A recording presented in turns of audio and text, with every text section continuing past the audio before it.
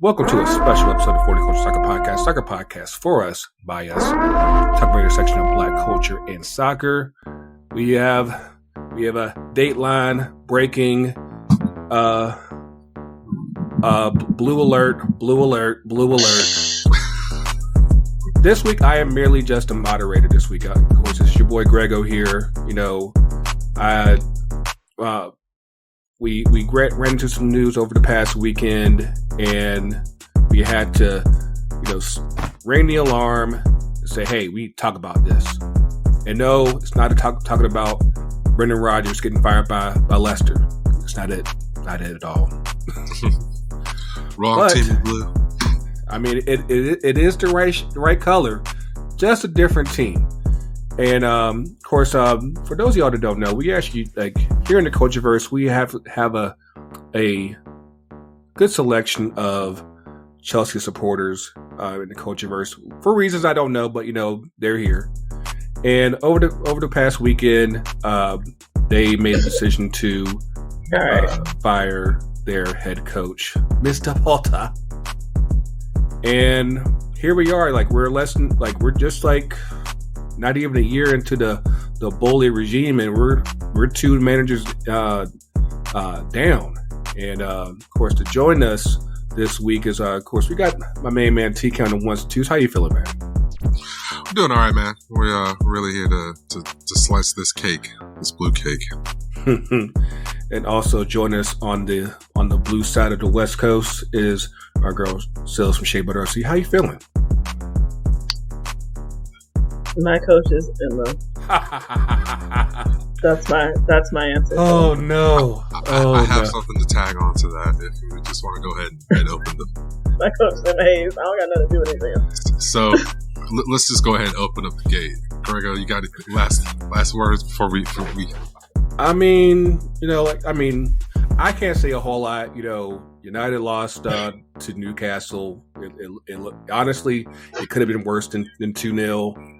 But at the same time, I'm just the innocent bystander, watching, the Blue Flames, not the strippers, do their thing. So, like I said, I will moderate as we can. But yeah, go off. What you got, man? All right. How did we get here? First how did we get here? Shame on Chelsea for this one. Okay. And that may seem a little sideways from most people, but it was disrespectful the way they announced this, okay? All right? Very disrespectful. Chelsea played Aston Villa 3 times this week. 3 times.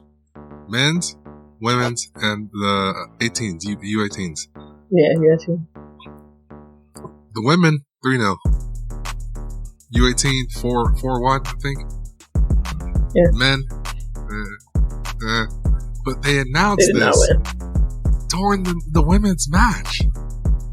Yeah. And that's disrespectful. Literally, that's how I found out. I found out because I was watching Chelsea women play Aston Villa, and they were like, the manager just got sacked. And I ran to Twitter. I was like, what? I didn't know. That's how I found out. So shame on the board for that one. Yeah. That was a big no-no. Because Emma, don't disrespect Emma. Come on, man. We don't know. Or make those other players have to answer that question. Yeah. They don't know. They're literally playing a game. Why would they know? They found out. Right, we found exactly. out. Basically. Yeah. So the domino effect of that. Man. So let me roll up here. But Potter's out. Potter is out. A lot of people wanted this. Yes. So maybe let's start there then. How did you personally feel about Potter going? I think I was willing to give him a little more time than maybe a lot of the fan base. I wasn't as panicky only because we had a lot of new players. It takes a second for things to gel even when there's talent. We were going into a pretty grueling part of the schedule. I was like, okay. And the Dortmund win probably bought him another week or two, right? Because he went to international break. But nothing changed, right? I also wasn't I didn't necessarily get and I know Tuchel still comes up. I didn't get the Tuchel firing, but I wasn't as like aghast by it as other people. But I also pay attention to baseball and know how he runs baseball. So, like I thought Potter was good at Brighton, by the way, but that also might just be the Brighton system too, to plug anybody in. But yeah, I was like, okay, he might be a decent manager. People spoke pretty highly of him, but yeah, job seemed too big. I just think you have to have a certain gravitas to manage that level of talent, and that many personalities are getting paid a lot of money. I mean, and they're young. So, yeah. I mean, he had a lot of potential, coming from Brighton. And like typically, as of the past like decade and a half, like you really haven't seen a lot of English coaches get those top 6 jobs in England. So this was and especially at Chelsea. So this was kind of a refreshing thing to see. But of course, like you said, he's. Like at Brighton, he wasn't managing personalities like this, so it was definitely a step from probably AA to the majors. It was like, hey, this is big shit over here. Yeah. So it's how do y'all feel that he did try to step up to the big boys? I don't think he ever had the locker room. I think it's really hard, especially when you have dudes. I mean, clearly some people have left. But you have dudes who won everything, and like he hasn't won a trophy, he hasn't won anything, he wasn't a great player, right? So he's not like Zidane who can kind of walk in before he wins anything and be like, I'm these rules. Like, true. Or, like he didn't have anything to really hang his hat off on, and so I think as a professional, the players will respect you because you're the manager, but they're not gonna run through a wall for you. Right. Yeah, and he just never seemed to have any ideas with the talent that he had, particularly when he got the new talent and how to build around that. He just seemed short on ideas. I mean, and we shouldn't be where we are in the table with the level of talent that we have. That's very true, because I mean, considering what was already there before Potter got hired, given what Bowley has spent in talent just in the past summer transfer window and also in January as well, you're thinking that, hey, like this should be things should be on the way up, and it seems like, nah, this ain't working. And despite I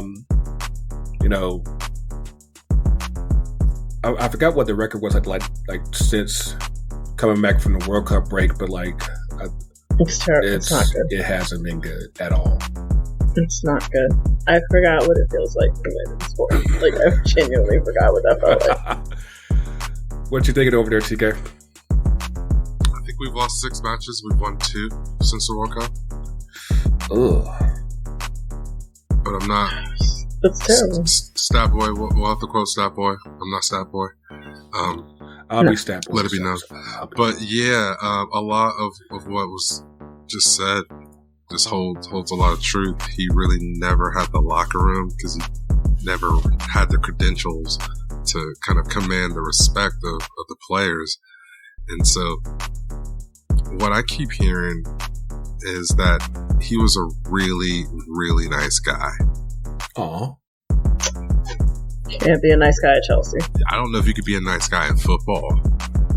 Certainly not at a top club. No. But at least as a manager, like there you got it. Like it was just like no balance between like pragmaticism and like just like balls. Yeah. So, damn. You got to be able to tell a dude that you're paying $120 million to shut the fuck up. Like, do what I say. Like, you really do have to be able to do that. Like, I would argue that's how Ten Hag got his players. In fact, he told that dude that used to play there, sit down. Yeah, it's a lot about how you got me thinking about that. And he was willing to take the backlash. Yeah, right? yeah. Well, he knew he would have to. Like, I mean, you're gonna get that regardless. So it's how I think you hold with the like how you get through that. Honestly, the backlash. Yeah, man. There's a couple of other like little points too, because I noticed there hasn't been any player to social media post and say goodbye to Graham Potter. I saw that. One. Oh wow!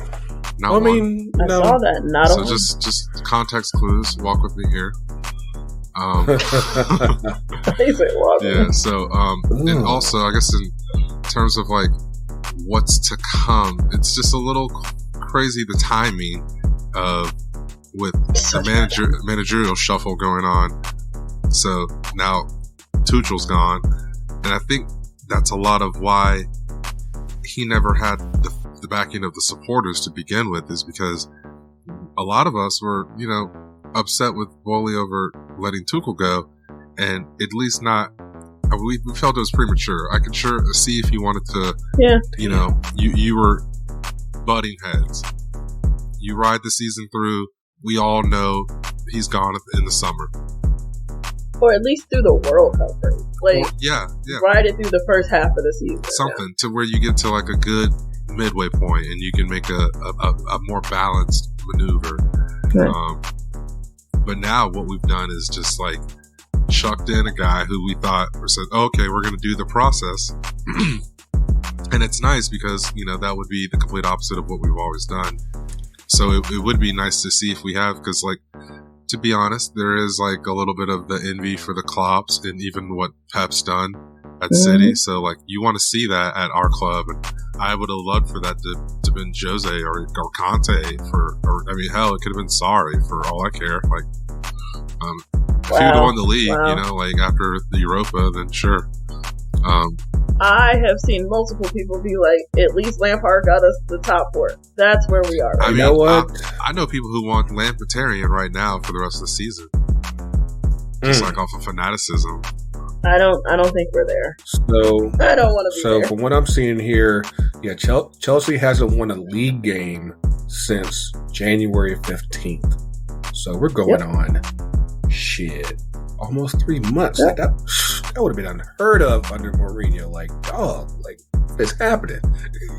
Well, and that was kind of like another one of the big takeaways is Potter doesn't read anything that connects to the players and like translates to what they're doing on the pitch, to the attitude, the way they carry themselves. Sure, you've seen them in the media say, yeah, we're behind the manager, yada yada this, yada yada that. Yeah. The media say this, but we know how he is.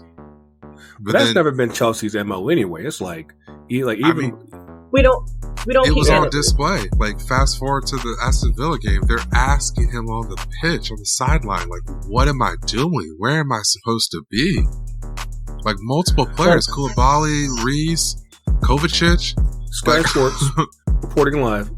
What's going on, Potter? Like, talent still needs to be managed. Like, you need a plan. You need something people can get behind. You definitely need a coach that knows how to, one, that has ideas, two, knows how to, like you said, check players, especially considering the amount of midfield and attacking talent that's there. Like, obviously, you can't play everybody. So, but you still have to have a plan to where it's like, okay, this is what we're going with. This is who I'm going to ride with primarily, unless somebody gets hurt, and you get in where you fit in. And if everyone's not on board, that can fall apart very quickly, especially when you have, like you said, a coach that hasn't won any trophies. Like I said, he had potential at Brighton, but of course, potential only gets you but so far. I mean, just ask Lampard. I mean, like, just because you got the hype doesn't mean that you might not be ready for that spot. And it seems like once again we've ran into a situation where it might have been a little too close to the sun for old Potter. Well, yeah, totally too close to the sun for Potter. But even with regards to the hype analogy to Lampard, at least Lampard had a draw. People knew who Lampard was. True. They respected him. He did something. And he was a Chelsea man. There are players who... This is actually a great segue, because, there are players... That's another huge concern. This wasn't just because of results. This was more like from the footballing global picture of the club. Like the directors realized that this was about to be a huge problem with the branding, with the sponsors, because if we're out of the league, out of Champions League, which we're not going to win, I mean, it'd be a dream if we do, but let's be realistic here. I doubt it'll happen. And we can only do so much with 8 games left. So in terms of like mathematical, math. So like you have to be realistic on how the financial things are going to compound for the club itself and all the money. Like you're going to have to renegotiate deals with sponsors. Like there's a whole domino effect happening in terms of the financial side of things. And Potter is actually kind of to blame in that regard. But to tie it all in with the youth of the players, Murdoch was a player who they didn't even have room. They had to redo the dressing rooms. I'm not sure if you guys heard about this, but they had to redo the dressing rooms for the locker room because they didn't have room for players like Murdoch. He was getting dressed in the hallway. Midueki, maybe I think Benoit, Bashil, all getting dressed in the hallway. So I know Stamford Bridge was small, but damn.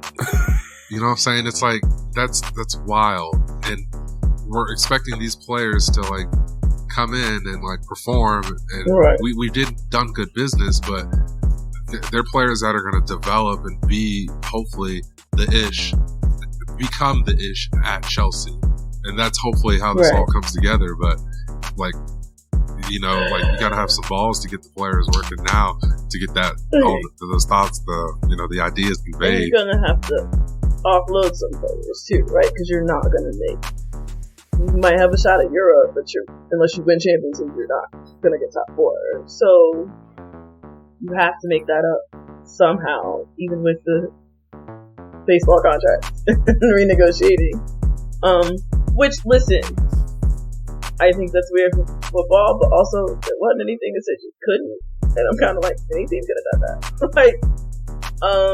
On that one, he was smarter than the other people in the room, which is not something I will say about Todd Boehly a whole lot. But yeah, I'll be okay if I know there's a project in an end game, which I want to believe there is with the fact that we got young players. I kind of liken it to Arsenal, right? When they finally decided, okay, we're going to stop paying all these big name players, big contract. We're going to roll with this dude. We're going to let him weather the storm because, let's be real, Arsenal fans wanted Arteta out. Well, I like to remind them of that. Y'all absolutely wanted that man gone. But, and that FA Cup probably saved him. Yeah, lifelines. So then on the back of the point you're making, where does the ethos of the club come from? The manager or the club itself? The club. It should be the club. I mean, not in general, it should be the club, but given how the issue with Chelsea was the owner. Right. Because like we said before, like the ethos and the norm was, hey, if you ain't the at least top 4, you done, son. And if you don't win the league, it might be touch and go. So, like this is the culture that's been built over the last 15 years. Whether it was Abramovich, and it looks like so far Boehly ain't that much different. I mean that's just more the norm of what's been built, and it's something that especially as we go into this new ownership, I think something has to be determined as far as like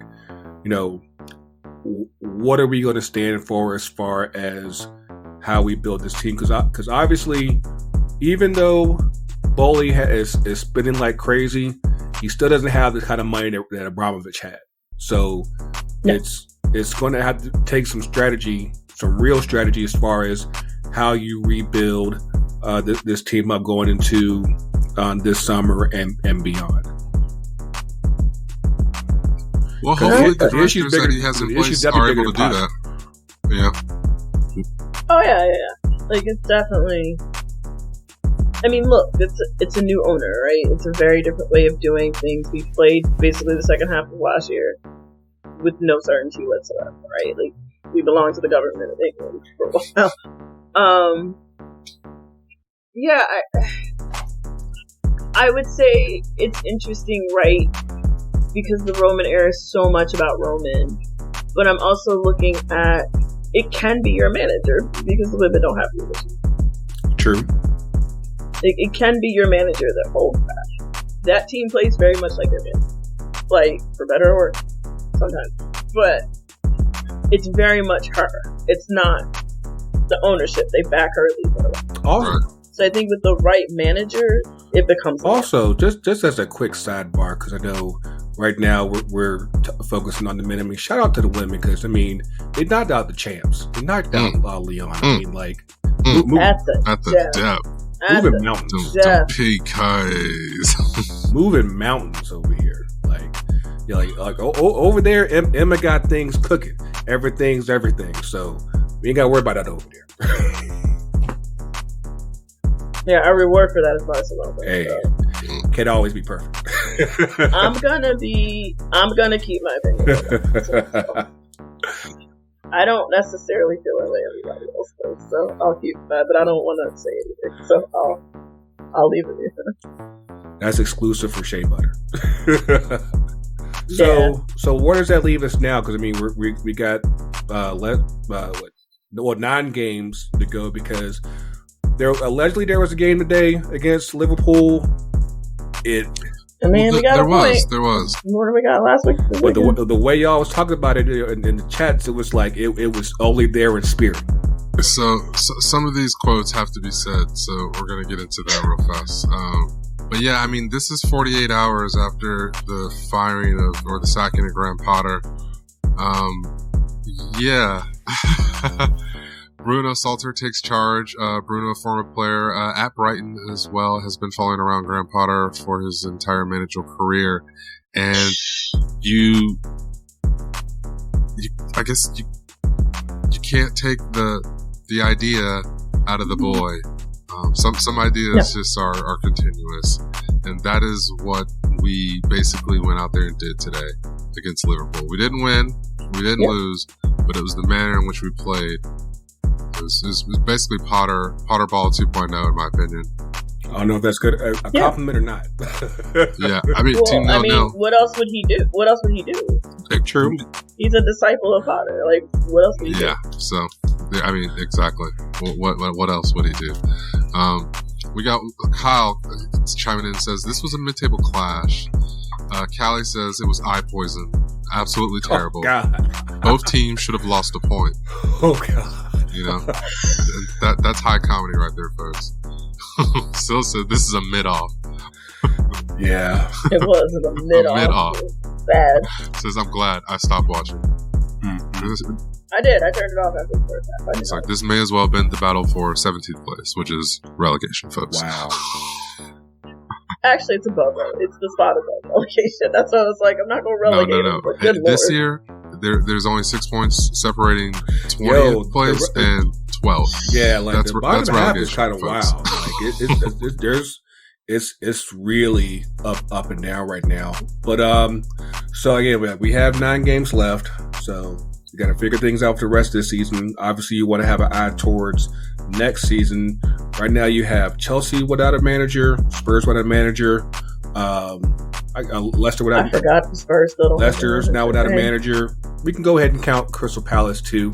So yeah, who they bought in Hodgson. Yeah, they said we don't want you to be retired. Run it back. They said run it. Said fuck back. your retirement. We need you.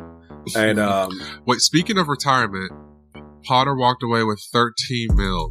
Go cry. Yeah, that sounds like he Go said. cry. Crying to that. I mean, I think this was actually renegotiated pretty much like, I don't want to say on the spot, but because he's such a nice guy, there was something that happened. We hate that this happened to you, bruv. Well, you know, like, I feel like I think it happened because they know who they want. That too, and then I feel like there's also performance clauses built into his own contract. So, like, I think he fell below 10th, right? Somebody said they think it was triggered because we hit 11th place. I honestly think that is something in his contract. I think was triggered. I truly believe bottom half of the table, you got to go kind of thing. I really do. I think there was a little more meat and potatoes in that soup, for sure. Yeah. But then, going into that, so the speculation of who could potentially come in, Luis Enrique is on the table, Mauricio Pochettino is on the table, No. Nagelsmann is on the table, so That's probably who it'll be. that would be cool to see him and meet him. I heard in there the were some knocks on semifinal him with, talking about Tuchel, they think but he's too young. That's kind of going a little crazy in terms of fate. Hey, some people.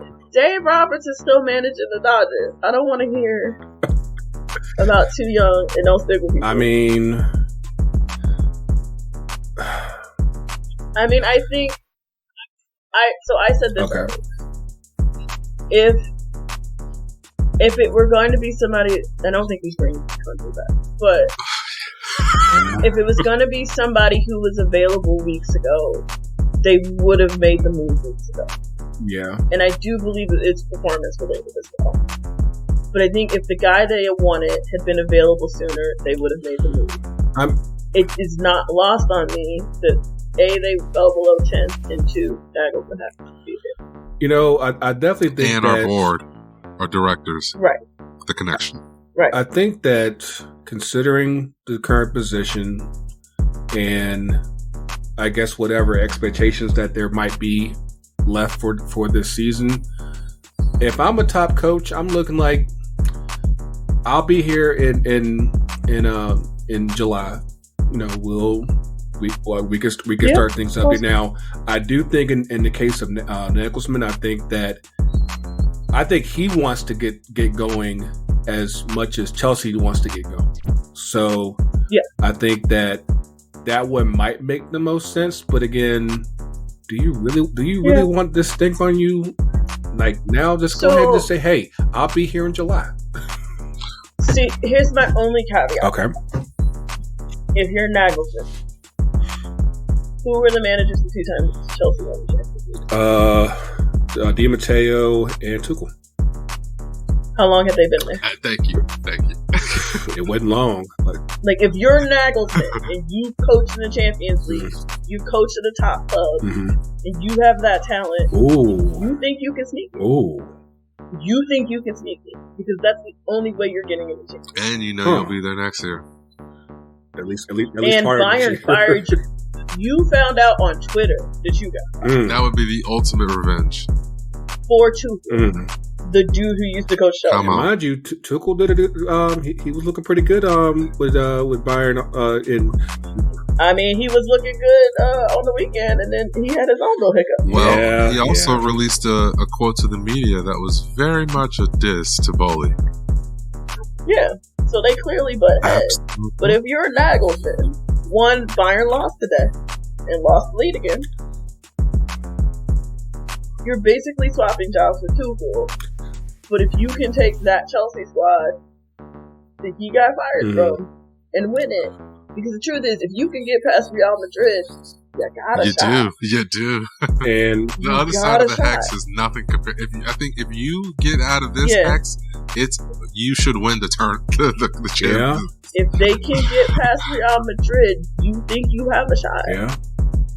You got Conte back. And is Bayern on the same side? That's who we play next. It would be Bayern. So that would be the semifinal. I don't know. I think of all of the people available, the job right now, like start next week, would be most appealing tonight. I think the other dudes wouldn't come in close. Yeah. Like Luis Enrique ain't leaving Spain, though he might want to after Spain gets Scotland like that. I'll let McTominay cook you. Ooh, sorry, that happened. That really did happen. You know what? There wasn't a whole lot that of course we missed the international episode last week, and I was like some of the games, I was just like, dog, like what is happening? But yeah, I saw that. I definitely saw that. I was like, you let McSauce cook you. You let that happen. Like, no, that ain't supposed to happen.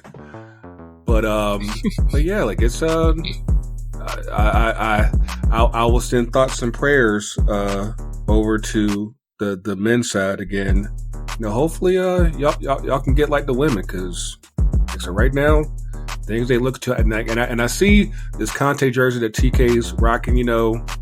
Hey, you might have to come in and throw that blue cape on and try to save the day, because it really does come down to man. like I do think that a lot of the issues come down to one, him being gone, and then two, not finding an appropriate fix for him being gone. And yeah. I mean, we have deficiencies in the roster. It's pretty glaringly obvious that our midfield is like shit, and with still having quality players, and it's a weird conundrum, if you ask me, honestly. It's not I don't think it's a lack of talent. Right. I think it's a lack of direction. Yeah. And a lack of. I think Kovacic could be a world beater. I mean, I feel like he is a world beater, honestly. It's just like, it's not even like, oh, look what he does with Croatia kind of thing, or, oh, he was at Madrid, like, the man is brilliant on the ball, and he can move that ball so quick forward. Like, him and Conte, and Enzo on top of that, pinging balls on top, man. I think if you actually give them a good season, money. I'll buy on that. that could be such a great combo. I hope we don't lose Kovacic over the summer, because we're definitely not getting that. Any last words on Chelsea before we get going to wrap this up? I mean, no, I'm tired of talking about the Chelsea. Okay. TK, going once, going twice. Up the Chelsea, and we'll see where this ends, man. Come on, you Blues. I'm still cheer for y'all, so I get on that. We got a little bit of time left, so I'm gonna make it quick. Go to the store, do the things, buy the things. We're gonna do a quick 2 up and 2 down. I'm actually gonna do a collective down. I'm making an executive decision because yes, we have to hit this up. Yes, we got to hit and talk about it. Over the past weekend, we had the men's and women's Final Four. Men, we saw UConn win their 5th national championship game, the lowest rating in years for them, because the bracket got obliterated and nobody wanted to see San Diego State. But of course, on the women's side, where we saw a record 9.9 million people watch the final, we saw. Well, first off, let me back up real quick. We saw South Carolina fall short of their undefeated season, losing to Iowa in the semifinals. And then in the final, we saw LSU against Iowa, Caitlin Clark against Angel Reese. The You Can't See Me heard around the world.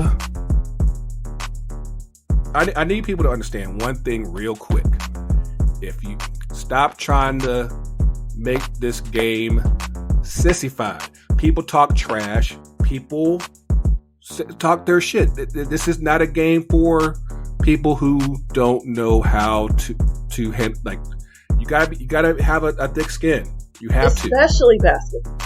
Yes, especially basketball. Maybe more than any other sport. Yes, like you getting upset because you finally had a great white hope that you ain't seen one in about 15 years. And she's still the best. She's player of the year. Yes. No one's disputing that. She is ice. Anne Hathaway is a killer. Princess Mia did her thing. Shout out to Tay Colson for that one. She a fool.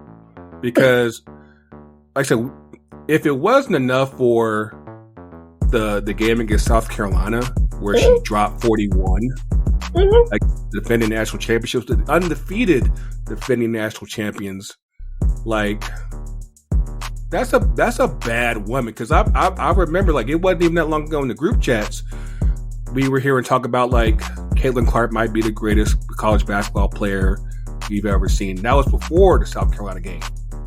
That South Carolina game put people on notice that, oh, this little snow bunny got real game. She's one of them. Like, she is one of them, and she will play another year, right? Like, she can very much make a case for herself. It's harder to make that case when you don't have rings, but I also don't think wins are an individual stat always, right? Yeah.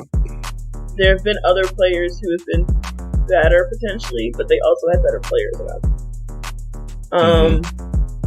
I still think at least the greatest postseason performance I've ever seen is Cheryl Swoops. Because have you heard about Texas Tech basketball? Since no. All right, that's my answer to that. Yeah, But there's a couple like, there's a couple on that list to where it's like, yeah, like she's they did she's go- in the they did- conversation. She's in the conversation. yeah, she's probably like amongst the best that did it, but still fell short. Yeah, Because potential. there's definitely some who balled out like that, but also still won.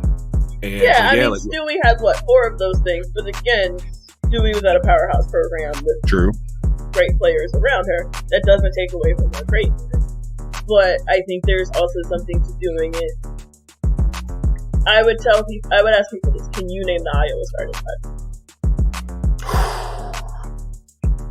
Exactly. You might be able to name what's her name. Cesarno, the big that they got.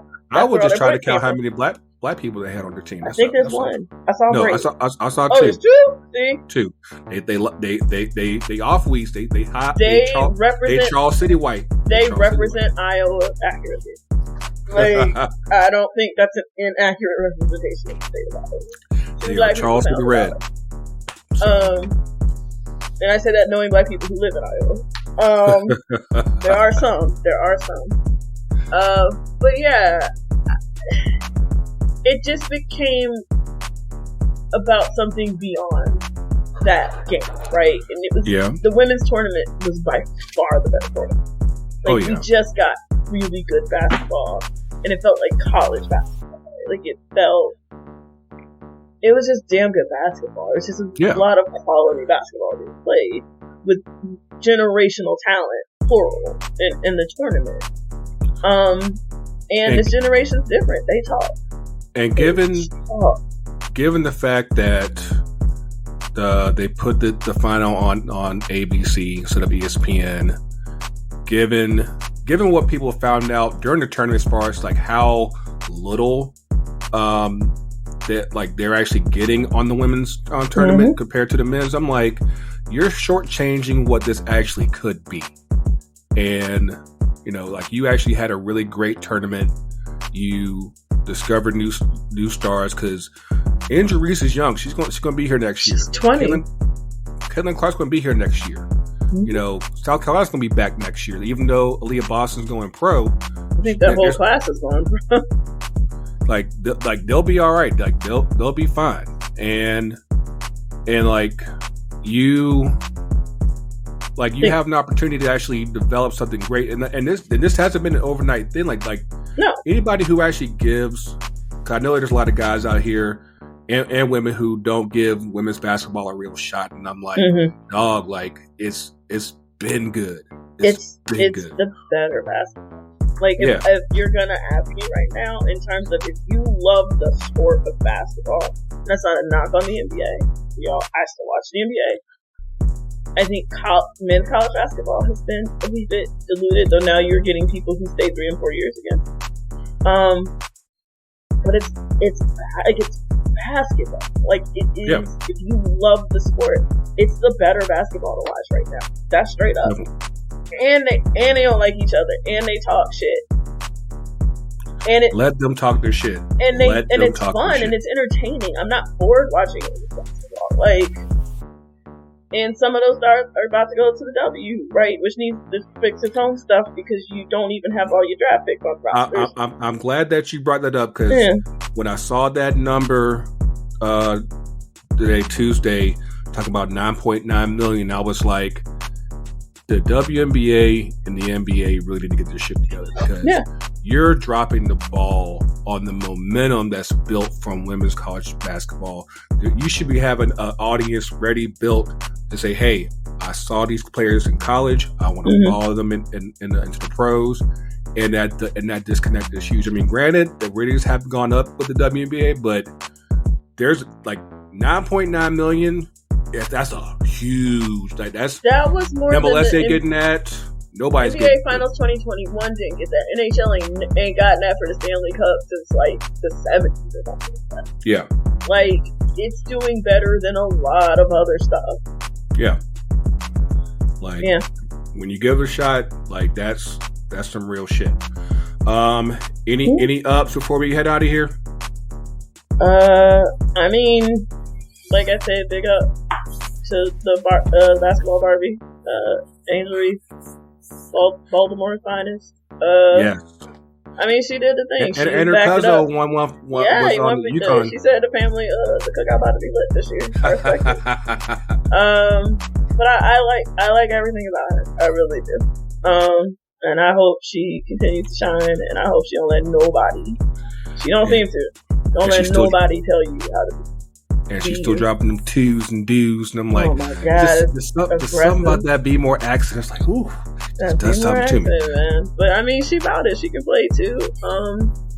So yeah, I say that to all the Angel Reeses of the world, and as I said, to the girls with hard names and loud opinions. Like, the world walks to your beat, but never gives you credit. So be you and be unapologetic, and people got your back, and it was beautiful to see. For the most part, Black people rallied around Angel. They were like, absolutely. They were like, because it's bigger than that.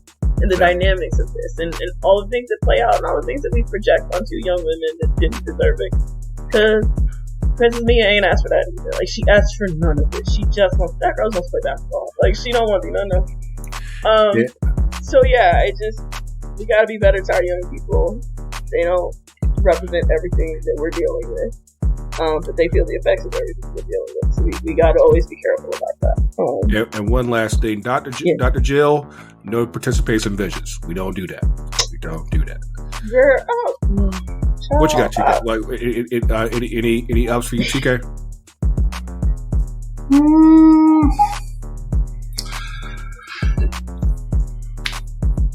Sometimes it's like that. I was blessed Ramadan, you know. Yeah. Oh, we got Ramadan, Passover, and Easter at the same time. Damn. So the religious trifecta of the Abrahamic religions. And listen, we did a Chelsea pod, so shout out to the Chelsea women who pulled it out at the death and beat the reigning champs. It's no easy feat, and I don't know, they might have a little dust on them. We'll see. And also, Gua Wrighton should be in the Ballon d'Or conversation. All right, I'm done. Ooh. Okay. There's only one team with both their men's and women's programs in the Champions League. For all the bullshit that the men did, they're still in it. Really got a chance. I'm gonna leave y'all with that. Cool. Okay. WrestleMania was fun. One thing that I've been meaning to just make mention of before we head out of here, because it's been a couple weeks now. Rest in peace to Lance Reddick, actor on John Wick, The Wire. Yeah. So many things. Like, this dude, like, he's actually been like one of my all-time favorite actors, and dying out of nowhere at 60. That's just really unfortunate. Yeah. Like I keep telling people, if you haven't watched The Wire, go do it now and watch Lance Reddick, because that man put his foot in that whole series from season 1 to season 5. That dude was absolutely incredible. So yeah, that's a talent. Like, it's just absolutely unfortunate. Of course, he died right before John Wick 4 just came out. I haven't watched it yet, but I've heard some good stuff about that. But yeah, that's all we got for this week. Hopefully, Chelsea will be looking halfway better next week when we come back. We will do our best to get both the weekend episode and the international episode in next week. But as always, in the meantime, you catch some socials at FTC UTG. Facebook, Twitter, Instagram, FTC UTD Pod on TikTok. Make sure you get your gear at ftcutd.com/shop. In the meantime, like, we'll figure this life out one day at a time. The next almost good to go. Like, we about to be back out here in the streets.